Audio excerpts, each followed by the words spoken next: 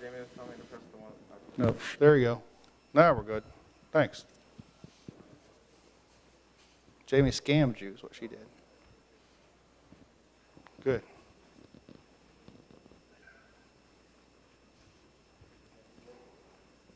This is like old school. Everybody wants to sit in the back. No, do what I can. We're kind of locked into teaching from back here. This is kind of where we're locked into with everything else. So it's kind of, so everybody else, you can see where the microphones are. So it's easier if everybody's closer. But anyways, it is what it is. To just say it one time. We'll continue our study on Kingdom in Exile, the Kingdom of Christ. We're on Easy Ray 3, right? Easy Ray 3, and the House of God. So anyways, that's where we're at. We did Ezra 1 and 2 last week. And if you, here's the outline, here's the whole lesson in case you leave, fall asleep, whatever.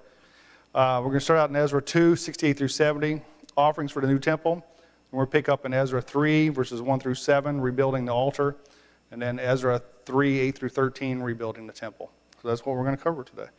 A lot of facts, more so than anything else. So anyways, less facts than last week. I think that last week is one of those, there's some Old Testament stuff that just fact overload. So offerings for the new temple at the end of Ezra 2, verse 64 and 65.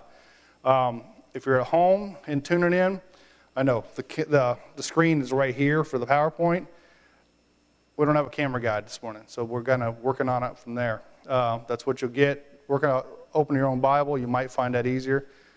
Page back from Psalms. Psalms in the middle. Go back 5 chapters, 5 books, and you'll find Ezra. So Ezra 2, verses 64 through 65. The whole assembly together was 42,360, beside their male and female servants, of whom were 7,337. They had 200 male and female singers. So last week we saw a remnant of God's people move back into Israel under Cyrus's proclamation. So roughly how many people come back? They've been in captivity for 70 years. How many people come back to Israel? 50,000. That's the magic number, about 50,000 people. We know Israel, I think I'd always heard about 1 million crossed the Red Sea. Who knows how strong they were before the Assyrian captivity and then the Babylonian captivity, but 50,000 is kind of an option. You can go back home if you want to. 50,000 went back. For comparison, Titusville's population is about 46,000. So you can kind of put that in comparison. This is how many people incorporate the entire nation of Israel this time is just about the population of Titusville. So you can imagine us taking a lot more space. It'd be kind of spread out, really, if you wanted to be. I wouldn't mind that. I don't really like neighbors and stuff anyway. So about roughly the same size as you can compare this. So picking up in verses 68 and 69, some of the heads of families, when they came to the house of the Lord that is in Jerusalem, made free will offerings for the house of God to erect it on its site. According to their ability, they gave to the treasury of work 61,000 derricks of gold, 5,000 minas of silver, and 100 priests' garments. So once they moved in, they moved back into Jerusalem, they moved back into the nation of Israel, they spread out, they come back together. So where did some of the heads of the families decide to meet?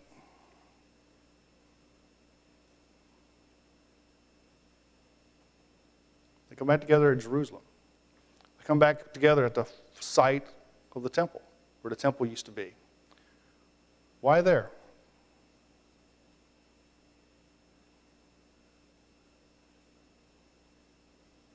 Why there? God saw them through. God promised the 70-year captivity. God kept his promise. It'd be the place to come back together. It would be on God's turf. If the city of Titusville came together in one spot for some weird reason, where would that be? What's that? Walmart? That's usually the case, isn't it? That's what I hear. What's that? If you haven't seen someone in a while, go to Walmart. That's where you'll see it. I've heard that from a lot of people. Walmart is the place to see everybody. Of course, my string of not going to Walmart continues. 21 years now. There you go. Huh? Almost 10. Well, yeah. I've been in the door a couple times. When Wanda retired, I welcomed her back from the dark side. I went there one time for a benevolence run, hit the service counter. But other than that, it's been 21 years. So it's a good run. So anyways, yeah, Walmart, I think you're probably right. If you ever see, I remember when they had the fires, what was it, 97, when they had the big fires, and Mims and Scottsmore, they took the brunt of it. The news crews would hang out that, what was it, Handy Way up there in Scottsmore, up there by, just south of 5A. Is there a Rippy Mart there on the west side of the road?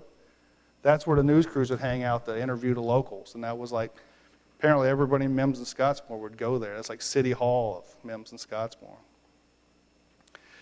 At the beginning of Ezra, verses 2 and 4, we see a proclamation from Cyrus. Cyrus is the king of Persia. Cyrus is the king of Persia.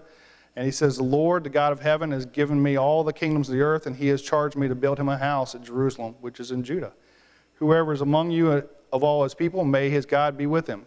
And let him go up to Jerusalem, which is in Judah, and rebuild the house of the Lord, the God of Israel. He is the God who is in Jerusalem. And let each survivor in whatever place he sojourns be assisted by the men of his place with silver and gold, with goods and with beasts, besides free will offerings for the house of God that is in Jerusalem. So you can see it even in Cyrus. Cyrus is a pagan. Cyrus is the king of the Persians. He gives credit to God. God put this thought in him. He said, send my people home. Build me a house. Rebuild the temple. So Cyrus did that in the original proclamation. You're going home. You're going to rebuild the temple. And we're going to finance it. Brent brought up a good point. There's a lot of times in the Bible you see how God had a big project and God had a way to finance it. That would be a good study sometime. There's a lot of good studies that we don't even think about sometimes, and maybe that'll just be one day. God finances what he needs done. So how's it going to be a finance? Like I said, the people of Babylon, the people of Persia are going to just dip in their pockets and hand them gold and silver. So back to Ezra 2, verses 68 and 69. How much was the free will offering? How much free will offering was made to build the house of the Lord? And this is beyond what was just given to them when you back up. They're assisted by the men of this place, and it says, beside the free will offerings of the house of God. So the people of Babylon give them gold, and they give them silver, and they give them everything. But this is a free will offering. And it's up in verse 68, just above verse 69. It says, made free will offerings. So these people reached in their pockets, people of Israel, house of God, and reached in their pockets and added to that. How much?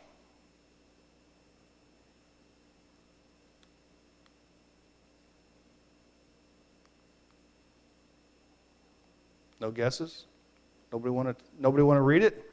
61,000 derricks of gold, 5,000 minas of silver, and 100 priest garments. How much do you think that is? Anybody want to guess? I need to start throwing candy or something. Any guesses? It's like the Price is Right. Come on. How bad can you be? Carla, Raina, take a guess. How much money? No guess. Brent, Wanda? Million? It would be a lot of money, wouldn't it? I'll be honest, here, in the times we've had something of a need, we said, we need to do this. The need has always been met. If that was $1 million they needed, they would have got $1 million. Story I'll tell. One time, some of the boys I picked up on a Jesus van needed a new set of bunk beds. Quite honestly, 4 of them slept in 2 beds. So we wanted 2 sets of bunk beds, and I guesstimated it would be $1,000 between frames, mattresses, sheets, the deal. I made a plea right here. By the time I hit that door, I had $1,040 in my hand. So God met the number, almost exactly. It's kind of amazing how that stuff happens. But anyways, so anyone else guess? Want to guess $1 million? Any other guesses? Building the temple. Come on. All right.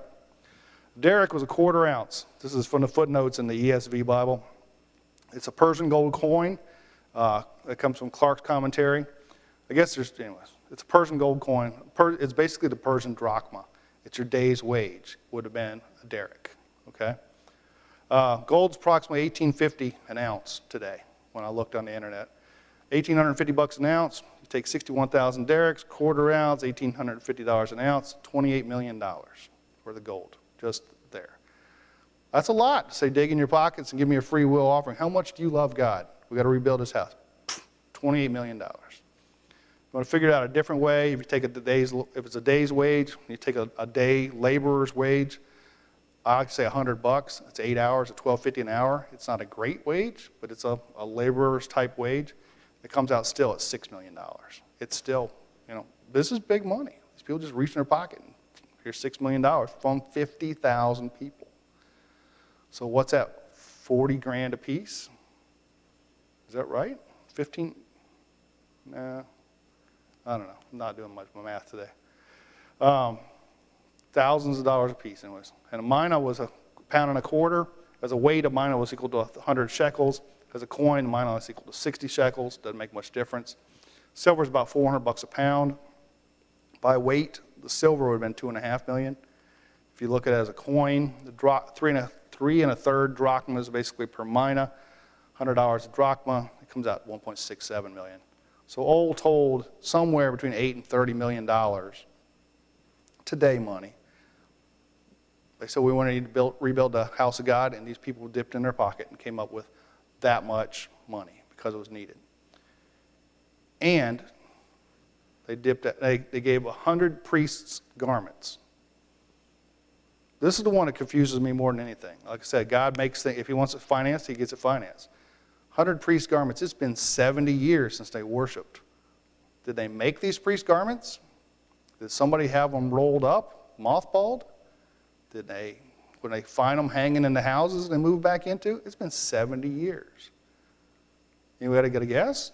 I don't have an answer.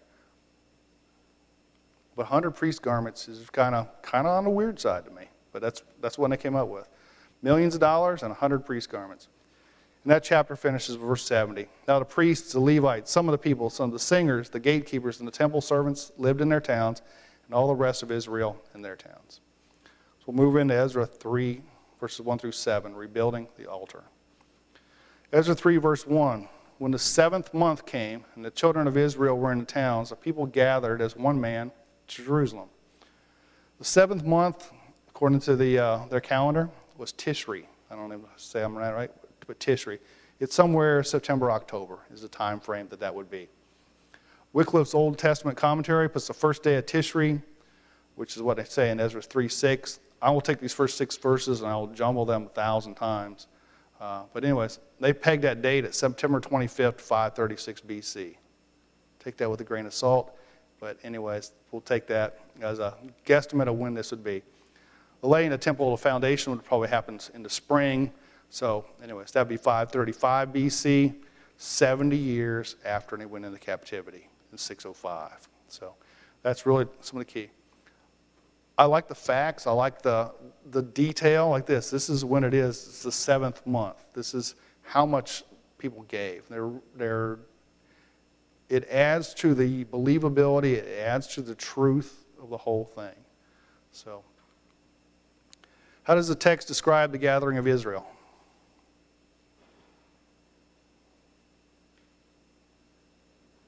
At the end of verse 1, how did they come together?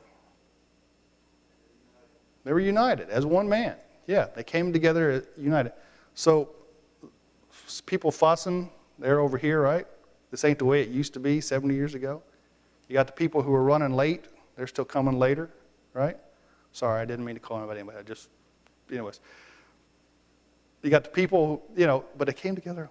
They didn't. They came together as one man. They all come together. All of Israel, all 50,000 people come together to worship. It's been 70 years. This is something that's been promised. It's a great time to get back together. There's no dissension. There's no where we're going to go. There's no what are we going to do. They come together as one. Verse 2, then arose Jeshua, the son of Jozadak, and his fellow priests, and Zerubbabel, the son of Shealtiel, and his kinsmen. And they built the altar of the God of Israel to offer burnt offerings on it, as it is written in the law of Moses, the man of God. So Jeshua was the grandson of Sariah, I don't know how to say it. We need to bring back say it or spray it. Anyways, the high priest who was put to death by Nebuchadnezzar. So he's the grandson of the guy who had probably been like the last high priest before Babylonian captivity. What was the plan with rebuilding the offering? What was the plan of building the altar?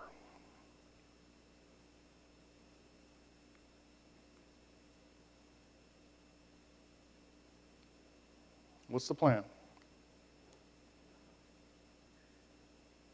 If we came together, okay, go ahead, Brent. That's it. Same as it's written in the law of God, and same as it's written in Exodus, Leviticus.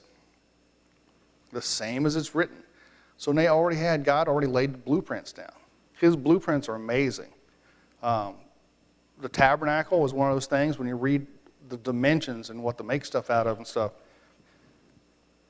It's all there. One year for VBS, we built not a full-scale tabernacle, but like a partial-scale tabernacle in the fellowship room for Vacation Bible School. It was easy to do because the blueprint was already right there in the Bible. We knew the measurements. We knew the division of the rooms. We knew what was in each of the rooms. It was really cool to do it because I built something from the Bible based on the Bible's plans. And this is it. They knew what to do with the altar because they already had the plan. In verse 3, they set the altar in its place, for fear was on them because the peoples of the lands, and they offered burnt offerings on it to the Lord. Burnt offerings morning and evening. Where did they build it?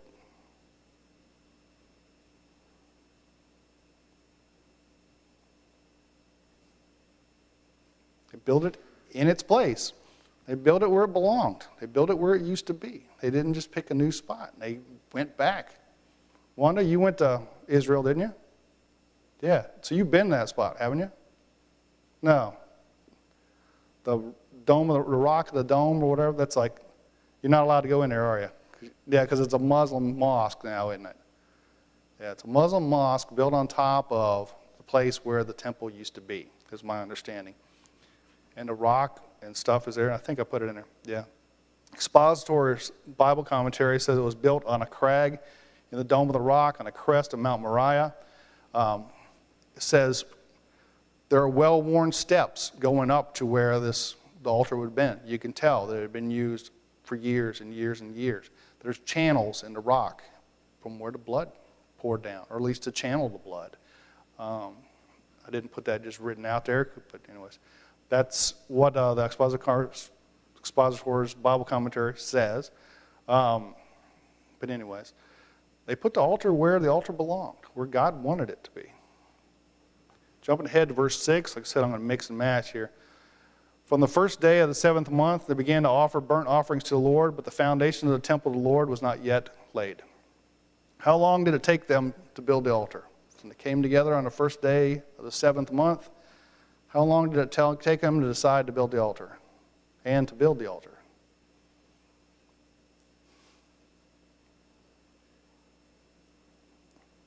They did it the same day. They came together and they built it. They just got the job done. One day. Chris and Steve and Brent worked on that improving our AV system. They got a new cabinet type thing there. I'll guarantee that took longer than a day. But these guys got together on the first day. They built the altar. What do you think the altar looked like?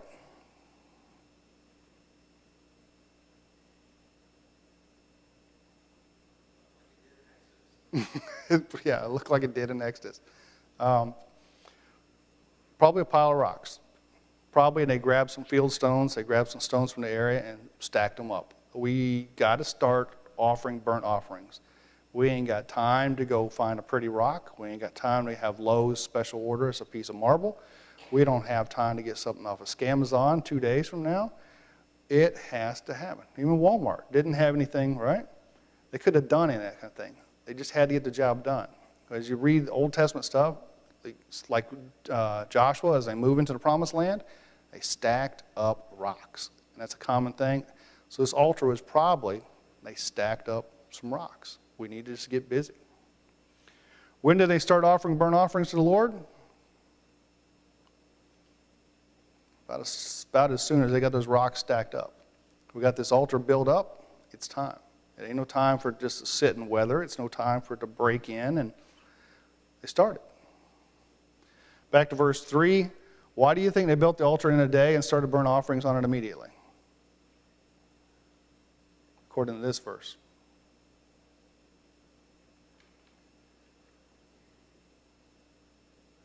It says, they set the altar in place, for fear was on them because of the peoples of the lands. And they offered. So they did it out of fear. What would they fear from the neighbors?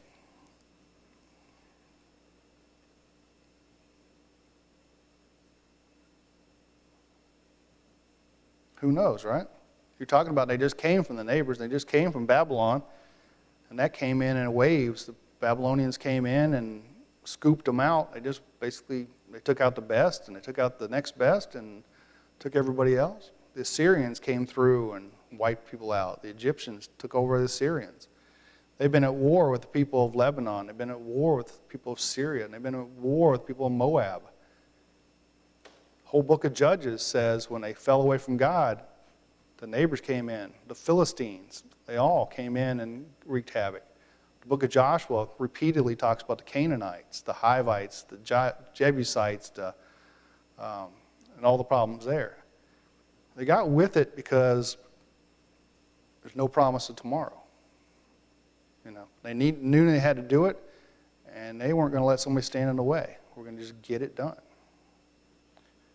What did they hope to regain? What did they hope to gain by reinstating worship?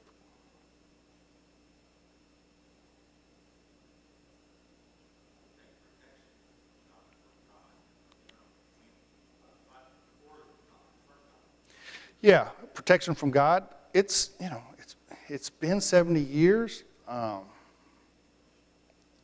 They came, they settled in, then it wasn't like as they're on the way through and they set this up. They settled in, then they came back. But yeah, it's to get God's protection, to remember what he's done for them. But yeah, I'd say with the fear of the people, part of it was we know what God can do, and we'll bring that back. Moving on to Ezra 3, verse 4. And they kept the Feast of Booths, as it is written, and offered the daily burnt offerings by number, according to the rule, as each day required. The Feast of Booths was kept on the 15th day of Tishri, 2 weeks after building the altar. And that's in Leviticus 23, 34 through 42. And I put this here so you see the complexity of what they're doing. Because back here, they kept the Feast of Booths. So they built the altar, they offer burnt offerings on it. They're doing that twice daily. 2 weeks later, they said, let's have the Feast of Booths. We haven't done anything for 70 years. We've kept the tradition. We haven't really kept traditions, but we've passed the word, we've passed the promises.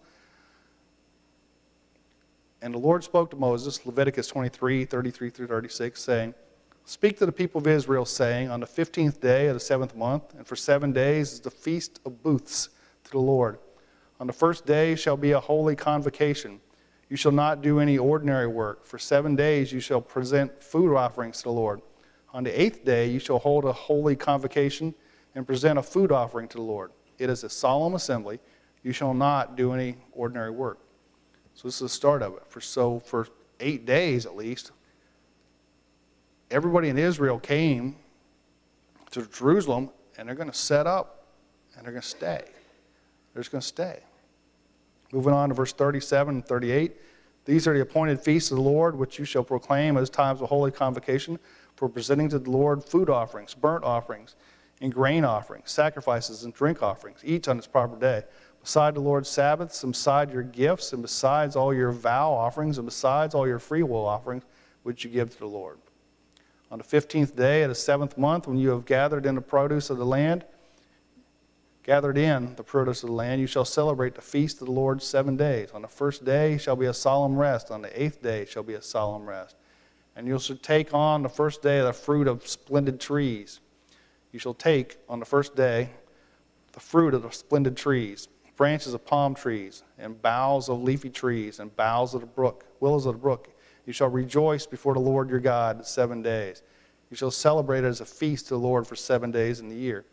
It's a statute forever, throughout your generations.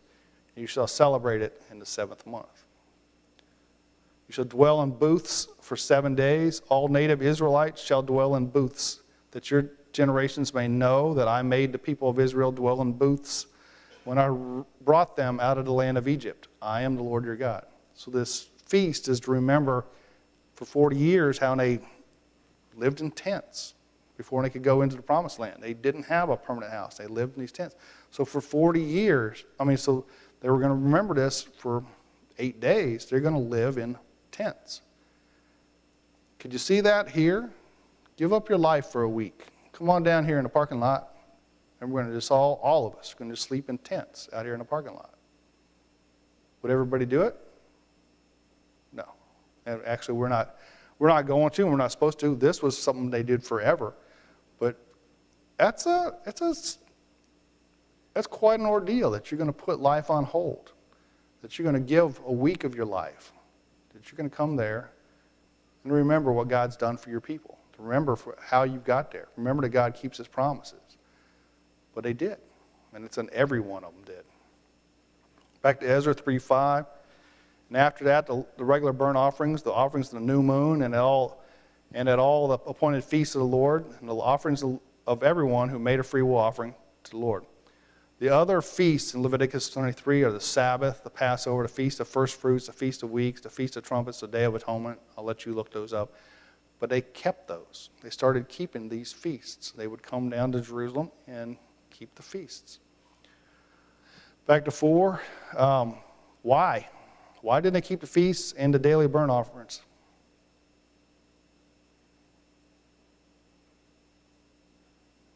And they kept the Feast of Booths as it is written. We're back. We're back from 70 years. We're going to try to do what God wanted us to do. We know it was our own issues, our own problems, our own straying is why the nation of Israel was decimated, why they lost 10 tribes to the Assyrians, why the other 2 went into captivity. We're going to try to do what we can. We're going to do it as God's word says. So what did they do through the 70 years? They didn't. They didn't. Can you imagine a tradition, though, that you pass down to your grandkids? They come together and we got the word, we know what to do, we're going to do it. Can you imagine passing it on to your grandkids? Wanda, your grandkids, you got grandkids about 70 years younger than you, right? Close? Is that right? But you're working on that still, right? You're working on passing down traditions. You're working on getting them to understand Christ the way that he's operated in your life for all your years. And that's kind of what these people did. They passed on to their kids. They passed on to their grandkids. They got together. It's time to get it back in business. Even though they hadn't done it for 70 years. They'd gotten out of practice. It was no longer an excuse. They got busy. Seems like a lot of work, doesn't it? Somebody grab your animals, bring them down here twice a day, and we're going to burn them. We're going to bring all kinds of other offerings. We're going to start keeping these feasts 7 days at a time and stuff. Seem like a lot of work if we ain't done anything for 70 years? Yeah. It does. And there's a difference. God's people, when they want to act like God's people, they get busy with it. When they don't want to, you let it slide.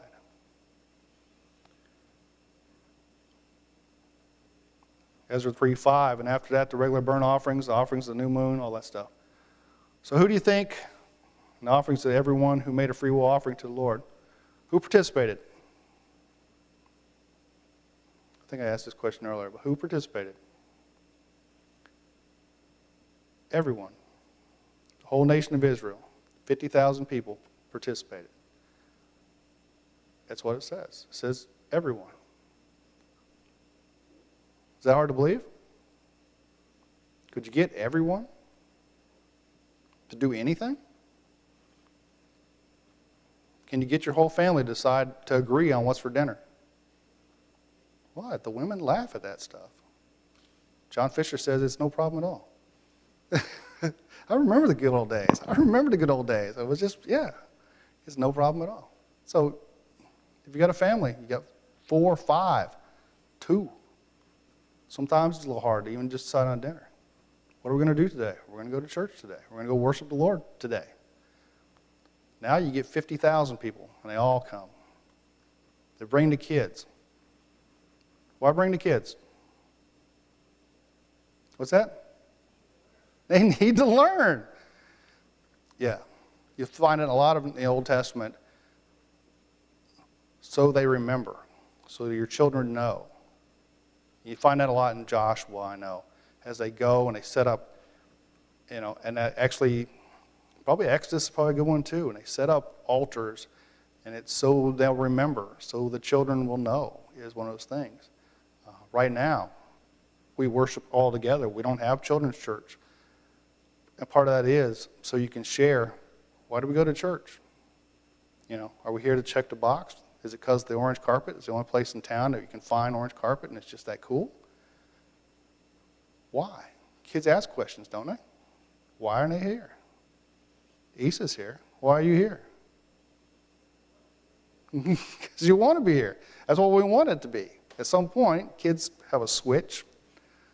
Was it Dean Miller said a lot of church kids have a drug problem? They get drugged to church. And, it's a good statement. I like that. But yeah, at some point they change. At some point, they're the adults. I know if you go back in the room 5, my daughter's teaching class today. This is the 3rd week in a row she's taught Bible class. She's sharing her faith with kids that are grade 4 through 6. So she's in 11th. So 5 to 7 years younger than her. She's sharing her faith with them. Partly it's my faith, partly it's Camille's faith. It's a faith she's established and is passing on. Verse 6, from the first day of the 7th month, they began to offer burnt offerings, but the foundation of the temple was not yet laid. And that's it. It was not yet laid. They got probably a stack of rocks is what they've got. If we just had a stack of rocks on this property, would we still worship? Yeah. One just did yes. I know I've heard stories from the old days when they met at the Presbyterian Church, when they met at the Women's Club, they met at the firehouse for a while. I think I remember hearing Marion say they even left the kids in the car sometimes, but I don't know. I don't remember what that was about, but it must have been some other reason. But they worshiped, and people can worship when we've done that. In the time of a pandemic, okay, there was a time when the state of Florida told us that we couldn't meet more than 10 people here in the building. So we didn't. And some of us, we worked on it. We worked on some kind of program. We had a message. We had singing and stuff that you could share with your family. Where 2 or 3 gather, you can worship. So you could either watch it on your phone or your computer, or be smart enough to cast it to your TV. You could watch it on YouTube. And it's kind of built over time. But we had that ability to worship, even though, the government said, don't get together. We still could. So, yeah, if it was just a stack of rocks, we'd be here. I'd stand around a stack of rocks and swat mosquitoes. That's no big deal. We worship soccer balls like that. We could do that. It meant something. It wasn't just a stack. I like that. It wasn't just a stack of rocks. It was there for God. It was put together as an altar to worship Him. It was there for the burnt offerings. It was there for them to gather and worship God for who He was. So moving on to verse 7. So they gave money to the masons and the carpenters and the food, drink, and oil to the Sidonians and the Tyrians to bring cedar trees from Lebanon to the sea, to Joppa, according to the grant that they had from the Cyrus, the king of Persia. So the foundation of the temple is not yet laid. So they start building it.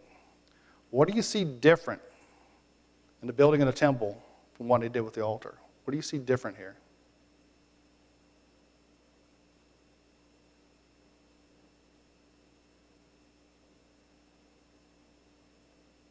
With the altar, and they gathered up some local rocks.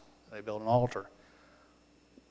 With the temple, they're taking the money from Cyrus. They're taking the free will offering. They are hiring the best of the best. Word goes out to Lebanon. Send us your cedar trees. They didn't pick up the phone, right? Didn't send a tweet. Send masons. It's a big project. They called for carpenters. They called for masons. They called for cedar trees. They bring in the materials. They bring in the best of the best to build the temple. They got millions of dollars. They're going to do it right. They're not just going to cobble it together. They're going to get experts. They're going to go big time on this. Ezra 3, 8 through 13, starting in verse 8. Now in the second year after their coming to the house of God at Jerusalem, in the second month, Zerubbabel, son of Shealtiel, and Jeshua, the son of Jozadak, made a beginning, together with the rest of the kinsmen, the priests and the Levites, and all who had come to Jerusalem from the captivity. They appointed the Levites from 20 years old and upward to supervise the work of the house of the Lord. This is probably a groundbreaking. I left out the word is, but this is probably a groundbreaking. The temple is not done, not even close. So this is like a groundbreaking. I remember with the 50th anniversary here, they had pictures of putting a shovel into dirt right here. I know Hank Harris was in some of those pictures. Marion was in some of those pictures. Some of you guys know them. It's a groundbreaking.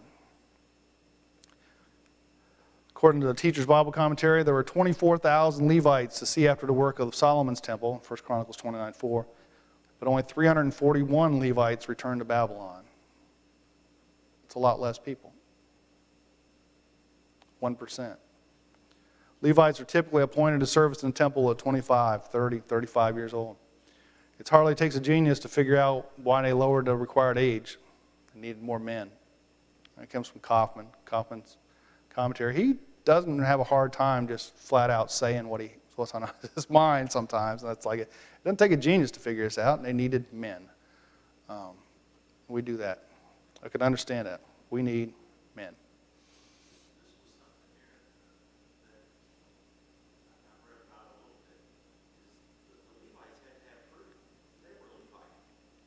Yes. You're right. They had to have proof. Actually, the list in Ezra 2 of the people came back, some of them says of unknown, those who had lineage and they couldn't prove.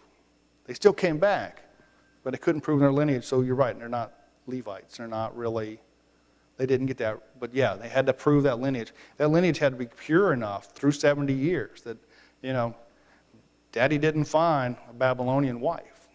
These are Levites.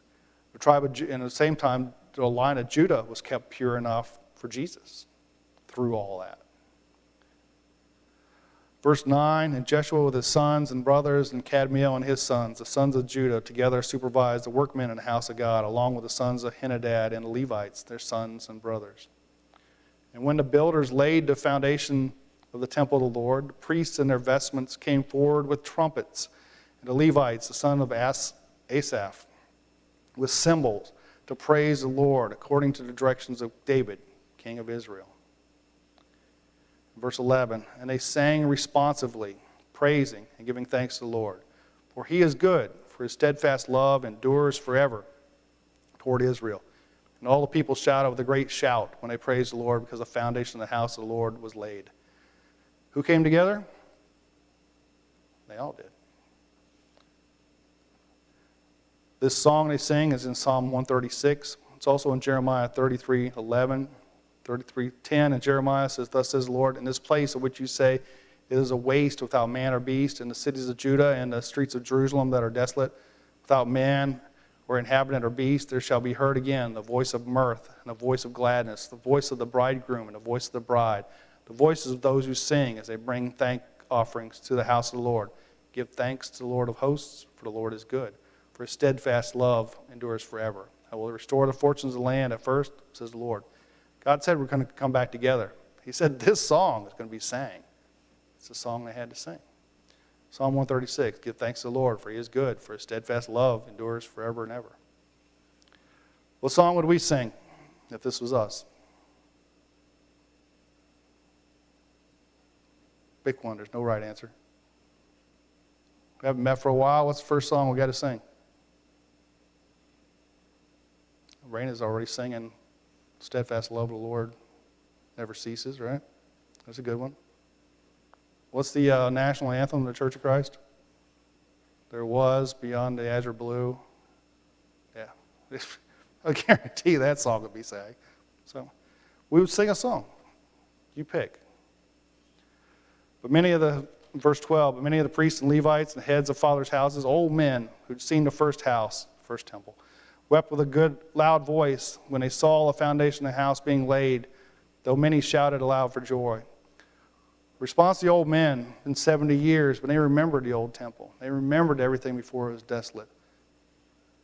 It said they wept with a loud voice. Ever been there?